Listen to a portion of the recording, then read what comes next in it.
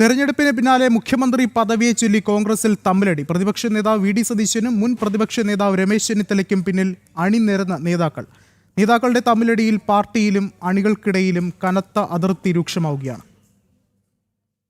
തെരഞ്ഞെടുപ്പ് വിജയം നിർണ്ണയിക്കുന്നതിന് മുമ്പേ തന്നെ കോൺഗ്രസിൽ തമ്മിൽ പോര് രൂക്ഷമാണ്. മുഖ്യമന്ത്രി ആരാകണം എന്നതിനെ ചൊല്ലിയാണ് നിലവിലെ ചേരിപ്പോര്.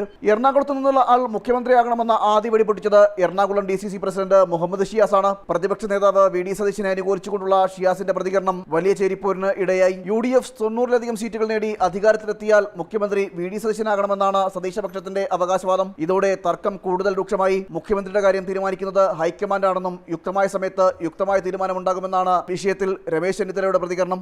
ഒരു കൺഫ്യൂഷനും ഇല്ല. നേരത്തെ തന്നെ ഞങ്ങൾ പറഞ്ഞിട്ടുള്ളതാണ്. അതെല്ലാം ഹൈക്കമാൻഡ് തീരുമാനിക്കും. അല്ലാണ്ട് ഇവിടെ ഒരു ചർച്ച ആരും നടത്തിയിട്ടില്ല.